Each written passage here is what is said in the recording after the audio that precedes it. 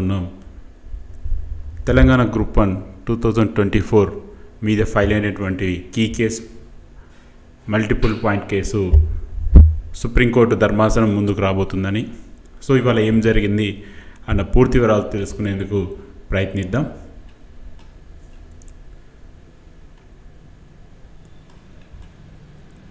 So దాదాపు ఇవాళ 12:30 ఆ సమయంలో సుప్రీంకోర్టు ధర్మాసనం ముందుకైతే రావడం జరిగింది. కోర్ట్ నెంబర్ 13 ఐటమ్ నెంబర్ 52/1 రావడం అయితే జరిగింది.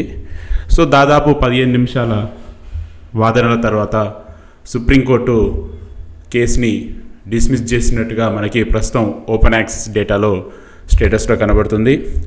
సో అదే సందర్భంగా సుప్రీంకోర్టు ధర్మాసనం కొన్ని కీలక వ్యాఖ్యలు చేసినట్టుగా మనకు తెలుస్తుంది.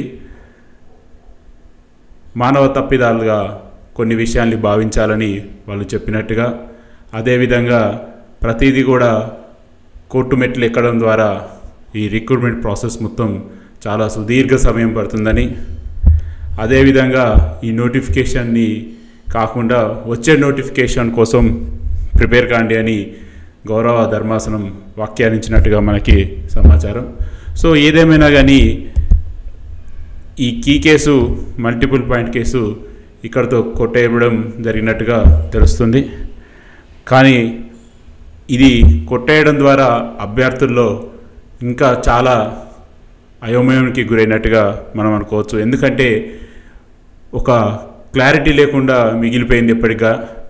ఎందుకంటే గూగుల్ ప్రామాణికం అని, తెలుగు అకాడమీ పుస్తకాలు ప్రామాణికం కాదని, అదేవిధంగా వికీపీడియా అని, సో ఎన్నో ఉన్నాయి ఈ కేసులో. డివిజన్ బెంచ్, సింగిల్ బెంచ్లో ఎన్నో పాయింట్స్ మీద కౌంటర్స్ ఉన్నాయి. సో వాటన్నిటికీ ఇక్కడ ఈ ధర్మాసనం ఒక క్లారిటీ ఇస్తుంది అనుకున్నారు. బట్ ఓవరాల్గా ఇప్పుడు ఆ ప్రశ్నలన్నీ ప్రశ్నలుగానే మిగిలిపోయాయి.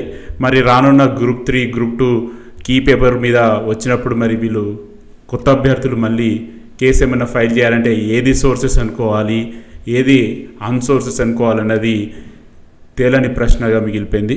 సో ఓవరాల్గా ఎట్టకేలకి గ్రూప్ 1 మీద ఒక క్లారిటీ వచ్చేసింది. మరి చూడాలి పిటిషనర్స్ రానున్న రోజుల్లో ఏం చేస్తారు ఏందన్నది. సో ఇది ఫ్రెండ్స్ ప్రస్తుతం ఉన్నటువంటి అప్డేట్స్.